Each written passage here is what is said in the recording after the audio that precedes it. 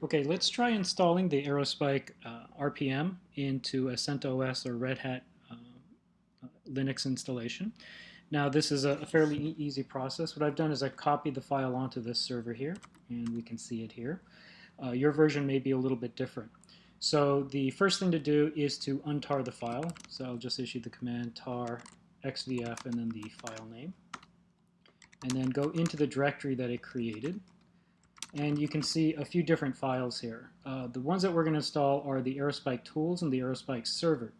So the first thing is to run rpm -ivh on Aerospike tools.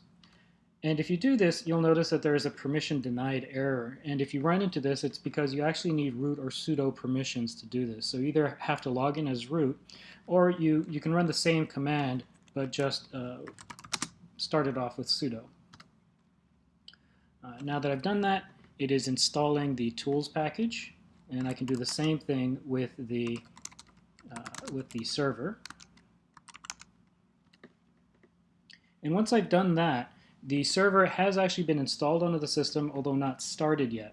And what we can do is take a look at the configuration file. So the default configuration file for Aerospike is stored in etc aerospike aerospike.conf. And the major things here you can see are the service, the logging, and the network. These are the different contexts within the system. And if you go all the way to the bottom, there are a couple of different namespaces that are by default created. These have a replication factor of 2 and a memory size of 4, and we're actually using memory to store the data on both of these. So these are just the defaults. You can change these if you want, but I prefer when I first install the machine, install it onto a machine, to leave them as is and just test it out. So to start the server, it's fairly simple. I can run the command etc init.d aerospike start.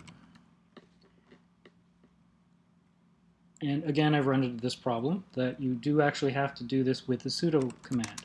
So now if I run this with sudo etc init.d aerospike start, now the service has actually started. I can check on the status of the system by just issuing the status subcommand. We can see that it's running. And then I can stop the server by just saying stop. So very simple commands to get things up and going.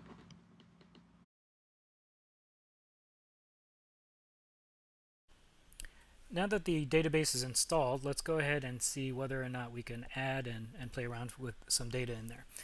So to start with, I of course want to check to make sure that the database is up, and I can issue the basic command again, which is etc init.d aerospike status, and it says the database is running.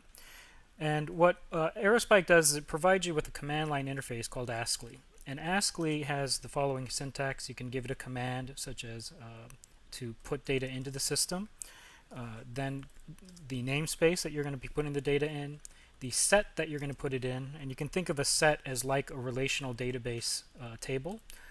Then you can also say the key, so I'm going to say that the key here is John Doe, and then you have to put in the value. And in this case, what I'm going to do is create a JSON value here, and I'm going to say that the gender here is male for John, and then also say that the state that he lives in is the state of California. Now if this goes properly into the database, you should get a null response back. And to test that, let's now test for existence. So I'm going to say ASCII exists, again the namespace, the set for the data, and then the key. And I just want to see that this went into the database. It does exist. And then I now want to read back the value that I got from this. So the syntax is very similar to exist, but instead of exists, I say get, and it gives me back the value. And the last thing that you might want to do is to remove it. So I'll go ahead and instead of saying get, I'm going to remove the data. And again, a null response means that it was successfully removed. If I want to test it I can simply go back and check for the existence. I get an error code of 2, which means that, the key does not exist within the database. So here you have some basic tests that you had on the system. This at least lets you know that the database is able to take reads and writes, and you're up and going.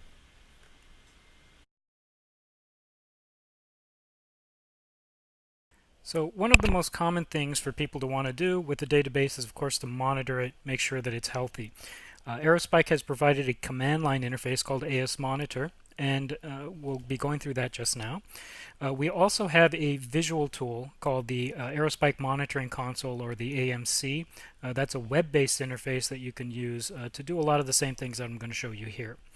So in order to use the ASMonitor, you just run it from the command line. Say ASMonitor -H and give it the host name. I'm going to give it the host v15, and then the port number, which is the service port as specified in the configuration file. By default, that's port 3000.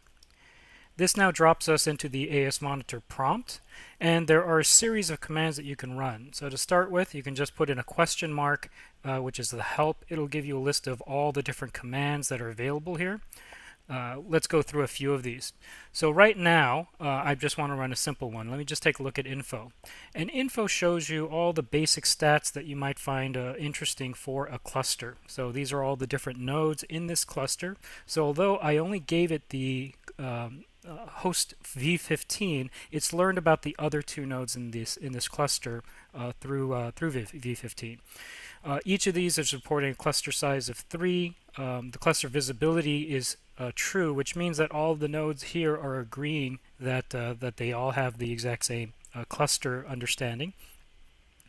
How much disk and memory is free, whether or not the system is in a state of migration, and that usually is because there's been some change, a node has been added or removed recently, the ID of the node, and then a couple of other stats like the number of replicated objects here at the top. This is the node information.